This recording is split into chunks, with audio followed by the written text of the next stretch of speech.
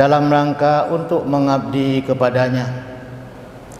Selanjutnya selawat berangkaikan salam sama-sama kita sanjung sajikan ke pangkuan alam Nabi besar Muhammad sallallahu alaihi wasallam dan kepada seluruh keluarga, sahabat-sahabat, tabi' dan tabi'in, para ulama yang mutakaddimin dan mutakhirin yang muktabar kedua-duanya. Para hadirin sedang jamaah Jumat yang dirahmati oleh Allah Subhanahu wa taala. Oleh khatib pada hari yang berbahagia ini mengambil judul khutbah atau mau'izah adalah membantu orang zalim. Untuk tempat pijakan kita, firman Allah Subhanahu wa taala surat Al-Hud ayat 113. A'udzu billahi minasyaitonir rajim. Bismillahirrahmanirrahim. Wala tarkanu ilal ladzina zalamu fatamassakumun nar wama lakum min dunillah min awliya'i thumma la tansurun. Shadaqallahul adzim. Yang artinya, dan janganlah kamu menolong orang-orang zalim yang mengakibatkan kamu dibakar dengan api neraka, dan tidaklah ada penolong bagi kamu selain daripada Allah Subhanahu wa taala. Akhirnya kamu tidak ditolong. Para hadirin sidang jamaah yang berbahagia, jadi jelas dalam ayat ini, kalaulah ada orang-orang yang zalim, dalam artiannya mendalimi makhluk Allah, baik dengan manusianya, dengan hayawannya, dengan tumbuh-tumbuhannya, maka orang itu jangan kita tolong, jangan kita bantu, jangan kita kampanyekan kepada mereka untuk mendapat kemenangan. Karena itu kita akan mendapatkan azab Allah, yakni neraka. Maka oleh karena itu sejak sekarang inilah kita memasang niat kita untuk mencari orang-orang yang akan kita percaya ini, orang-orang yang tidak bersifat berbuat zalim. Kemudian kedaliman yang kita maksudkan ini adalah perbuatan-perbuatan mereka yang telah lalu. Kalau yang ke depan kita tidak tahu, tetapi apa yang telah mereka laksanakan itu menunjukkan kepada kebaikan di masa yang akan datang. Karena ada sebuah cerita, yakni seorang zalim datang ke rumah orang yang alim serta zuhud. Lalu begitu dekat orang zalim tersebut dengan rumah orang alim itu, lantas orang alim itu menutup matanya rapat-rapat dan kasih tahu pada anaknya, wahai anakku, tutup pintu rapat-rapat dan bilang sama mereka yang datang itu bahwa ayah dalam keadaan sakit. Coba kita bayangkan, itu seorang ulama, seorang yang alim yang didatangi oleh orang yang zalim, tetapi dia tidak mau melihatnya dan tidak mau menerimanya, yang akhirnya orang alim tersebut mendapatkan keampunan dosa daripada Allah Subhanahu wa taala. Maka oleh karena itu para hadirin sedang jamaah yang berbahagia, Rasulullah sallallahu alaihi wasallam berpesan kepada kita, man da'a li zalimin bil baqa'i faqad ahabba ay yu'sallahu fi ardi. Siapa yang berdoa bagi kokohnya orang yang zalim, berarti ia suka merajalelanya kemaksiatan di atas permukaan bumi. Mari kita sama-sama melihat, bukankah di depan kita ini tanggal 14 bulan 2 yang akan datang untuk mencobloskan wakil-wakil kita, baik di daerah maupun di pusat. Kita lihat perjuangan-perjuangan, perbuatan-perbuatan, aktivitas mereka.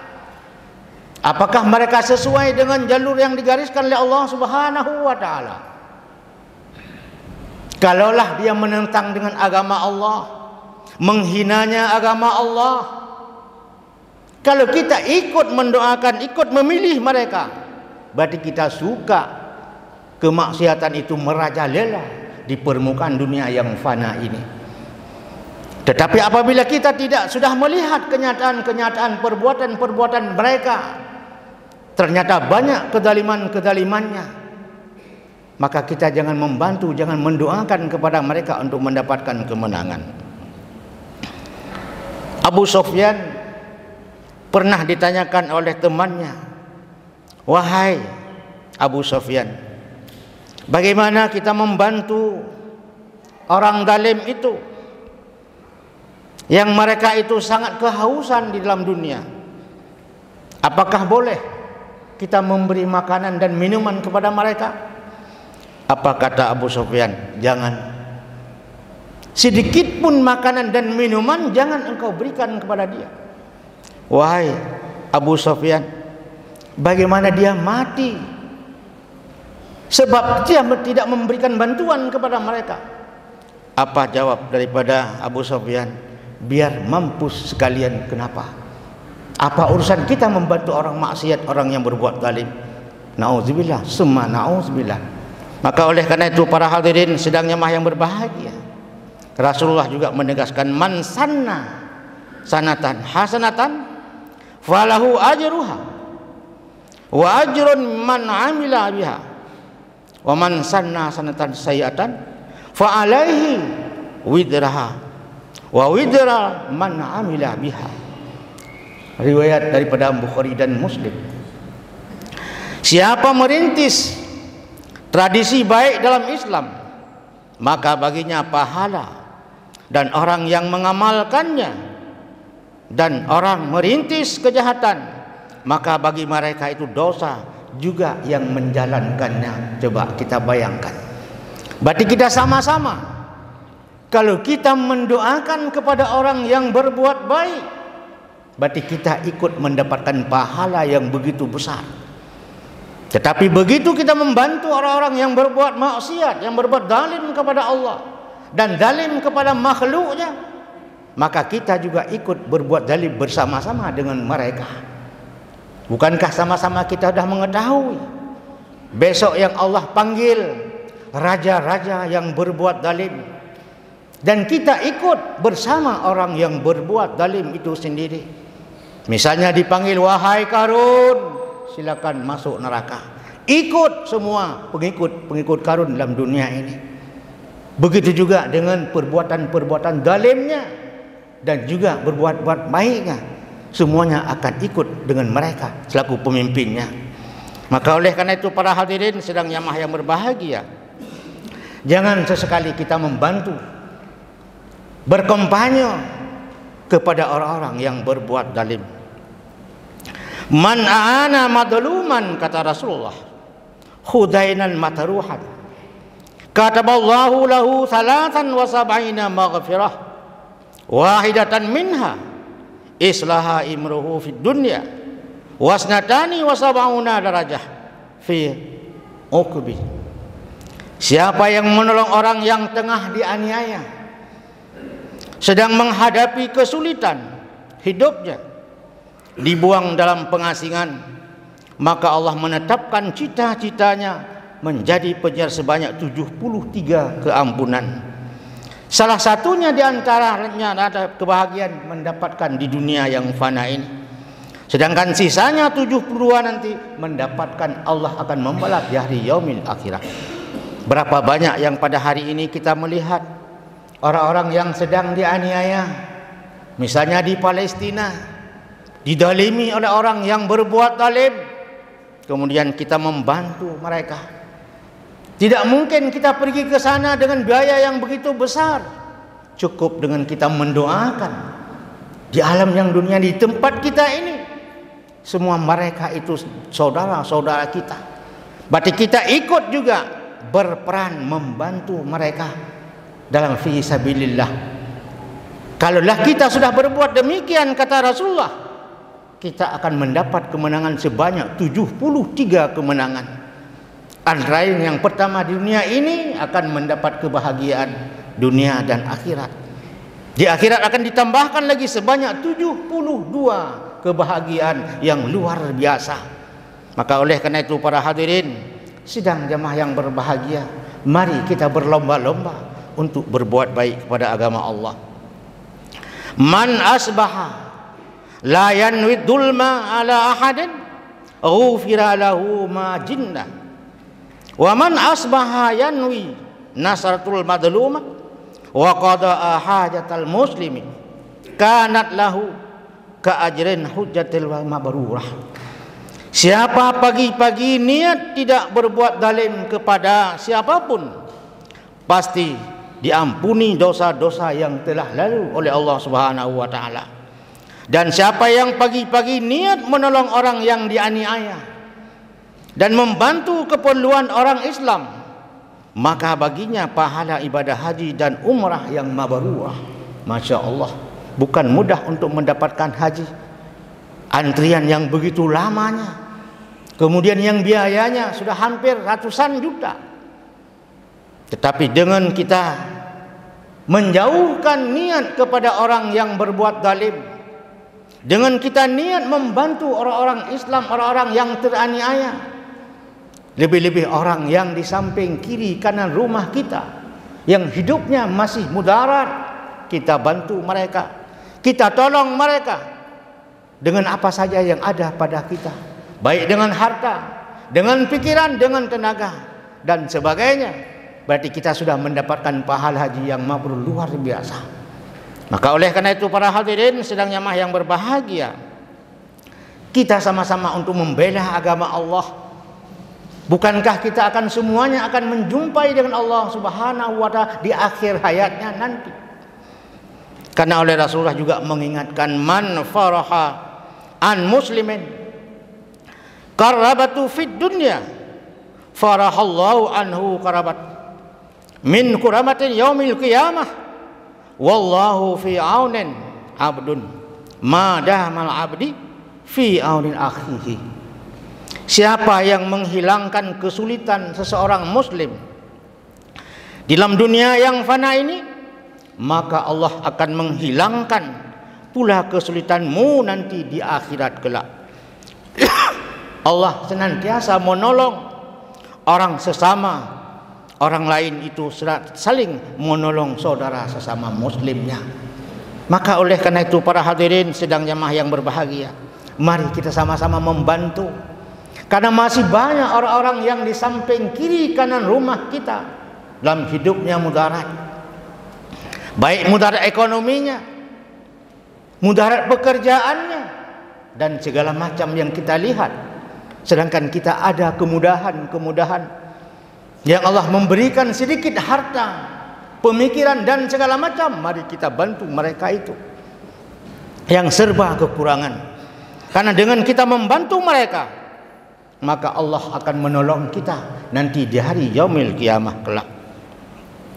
Di hadis yang terakhir, man a'ana madluman a'anahu Allahu yaumal qiyamah fil jawazi ala sirat wa adkhalahu jannah wa man ra'a madluman fastaghatsu bihi falam yughashu daraba fil qabri bimi'atin sautin minan nar. Masya Allah. Siapa yang menolong orang yang sedang dianiaya, maka Allah pasti akan menolongnya nanti di hari yaumil qiyamah. Dan melintas ia di atas titik siratal mustaqim, serta dibebaskan dimasukkan dalam surganya Allah. Dan siapa yang melihat orang yang sedang dianiaya, lalu ia tidak menolongnya, padahal ia telah diketuk hatinya supaya dapat menolong orang itu sendiri, maka dapat dipastikan menerima siksa api neraka dalam kuburnya sebanyak 100 kali lipat. Maka oleh karena itu para hadirin sedang jemaah yang berbahagia, berdasarkan hadis-hadis yang sudah kita baca ini, terutama yang terakhir ini, mari kita menolong, membantu orang-orang yang dizalimi, yang dianiaya oleh orang-orang yang lain. Maka mari untuk memasangkan nawaitu kita masing-masing. Pertama sekali dengan untuk agama Allah, kemudian sesama makhluknya. Jangan ada saling zalim mendalimi. Karena apabila kita membantu orang yang terlintas kedaliman itu sendiri, kita bukan mudah untuk melewati titik siratal mustaqim. Yang kita tahu bersama adalah dalam kitabnya Allah bahwa titik siratal mustaqim itu tidaklah lurus dan tidaklah mudah semudah yang kita lewati.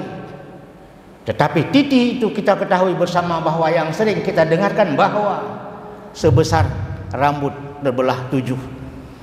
Kemudian titik tersebut pada saat kita melewati bukanlah mudah juga seperti titik yang kita lewatkan dalam dunia ini.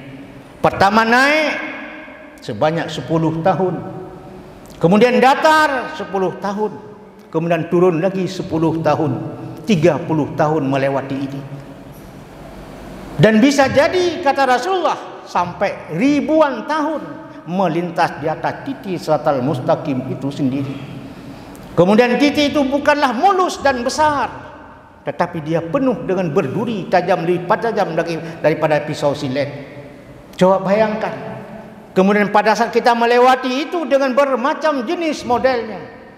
Ada yang dengan kendaraan mewah, ada yang dengan angin, ada yang dengan kaki. Yang kita takuti nanti ada yang jalan dengan kepala, dengan lidah, dengan batang hidung. Kita menjalankan di atas duri itu sendiri. Coba kita renungkan. Maka oleh karena itu para hadirin sedang jamaah yang berbahagia, kehidupan kita ini makin hari makin dekat dengan kematian, makin dekat dengan Allah, makin dekat untuk mempertanggungjawabkan segala aktivitas kita sehari-hari. Maka jangan kita bertutur sembarangan tutur. Karena apa yang kita lihat, apa yang kita buat pada hari ini, semuanya akan mengakibatkan di akhirat nantinya.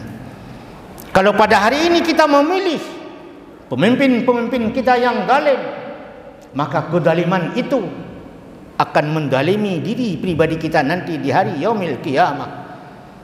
Tetapi apabila pada hari ini kita pemilih pemimpin-pemimpin kita yang mereka itu sesuai dengan apa yang telah digariskan oleh Allah Subhanahu wa taala, maka kita akan mendapatkan kemenangan, kebahagiaan di hari yaumil qiyamah nantinya. Berkat dengan tangan-tangan kita inilah kita akan memperoleh kesenangan, kebahagiaan, yakni syurganya Allah. Karena untuk memasuki dalam syurganya itu bukan dengan amal ibadah, salat, puasa, sedekah kita ini, tidak. Karena kita masuk dalam surganya Allah itu dengan 2 jalan. Yang pertama dengan rahman Allah, dengan kasih sayang Allah. Allah tidak melihat dengan ibadah kita yang khusyuk, tetapi Allah melihat bagaimana tutur kata hati kita yang sangat dalam. Kalaulah kita tidak mendapatkan ridha rahman Allah, kita masuk dalam surganya Allah dengan syafaat daripada baginda Nabi besar Muhammad sallallahu alaihi wasallam. Maka di alam yang fana ini perbanyakkanlah selawat kepadanya. Lebih-lebih ini di bulan Rajab, sudah hampir habis, sudah masuk dalam bulan Sya'ban. Maka dengan demikian kita memperbanyakkan selawat untuk membantu untuk mendapatkan syafaat daripada baginda Nabi besar Muhammad sallallahu alaihi wasallam kepada kita nanti di hari yaumil qiyamah. Inilah barangkali yang dapat kami sampaikan. Mudah-mudahan bermanfaat khususnya kepada diri pribadi kami sendiri dan kepada hadirin sidang jamaah Jumat yang berbahagia. Amin ya rabbal alamin. Alhamdulillah, alhamdulillah nahmaduhu wa nasta'inuhu wa nastaghfiruh wa na'udzu min shururi anfusina wa min sayyiati a'malina. Man yahdihillahu fala mudilla lahu wa man yudlil fala hadiya lahu. Asyhadu an la ilaha illallah wahdahu la syarika lah wa asyhadu anna sayyidana Muhammadan abduhu wa rasuluhu wa habibuh. Allahumma shalli wa sallim wa barik ala sayyidina Muhammad wa ala alihi wa sahbihi ajma'in. أما بعد فأيها الناس اتقوا الله حق تقاته ولا تموتن إلا وأنتم مسلمون. وقال الله تعالى في القرآن الكريم وهو أصدق القائلين: أعوذ بالله من الشيطان الرجيم، بسم الله الرحمن الرحيم. قل هو الله أحد الله الصمد لم يلد ولم يولد ولم يكن له كفوا أحد. بارك الله لي ولكم في القرآن العظيم ونفعني وإياكم بما فيه من الآيات وذكر الحكيم وتقبل مني ومنكم تلاوته إنه هو الغفور الرحيم. ربنا آتنا في الدنيا حسنة